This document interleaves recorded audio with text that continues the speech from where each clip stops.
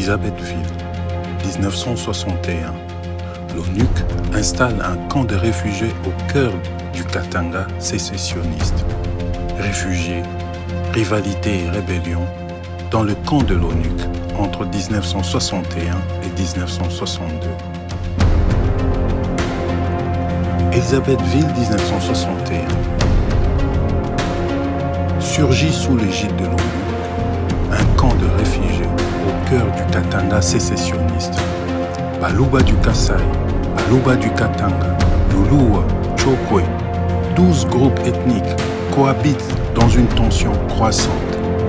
Le camp devient un microcosme du Congo fracturé, où chaque hutte abrite une histoire, une peur, une revendication. Les rivalités tribales s'enveniment. Baluba du Kasaï contre Baluba du Katanga, une lutte pour l'hégémonie. Une risque éclate. 50 morts, des dizaines de blessés. L'ONUC refuse de céder à la pression. Pas de distribution de nourriture par groupe ethnique. Mais la méfiance s'installe. La peur devient quotidienne. Les jeunes s'organisent en milices. Massue, hache, chaîne de vélo, le chanvre indien circule. L'ivresse devient une arme. Ils se croient invincibles. Ils deviennent incontrôlables. Les Suédois interviennent. Des morts. La confiance s'effondre. Le 29 septembre 1961, Kiari, envoyé de l'ONU, tente de rétablir l'ordre.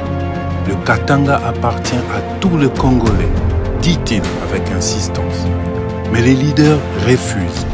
L'un menace. Nous préférons mourir pour notre cause.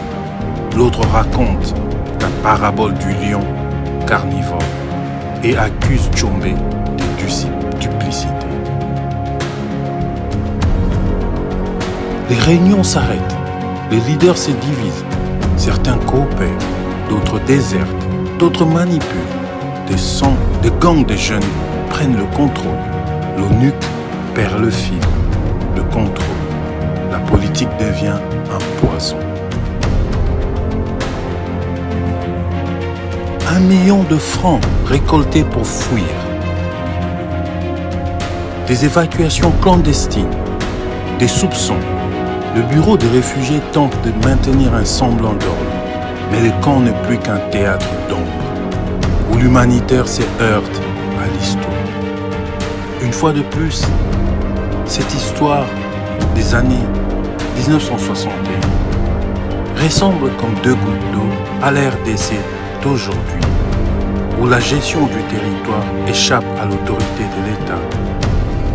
En 1961, l'ONU représentait la tutelle, l'ordre public, non pas seulement dans le Katanga sécessionniste, mais un peu partout en RDC, à peine quelques mois après son indépendance. Mais l'ordre échappait, la réalité échappait à l'ordre voulu par l'ONU.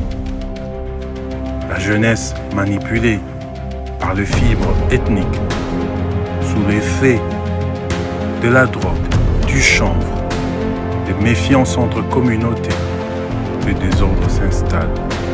Un lendemain incertain s'installe. Tout comme en 2025, la même jeunesse congolaise ressemble à une jeunesse ivre qui regarde ailleurs pendant que les enjeux cruciaux de son avenir se jouent aujourd'hui. Suivons dans le prochain élément pour savoir ce qui se passe dans le camp des réfugiés Luba Katanga. Merci.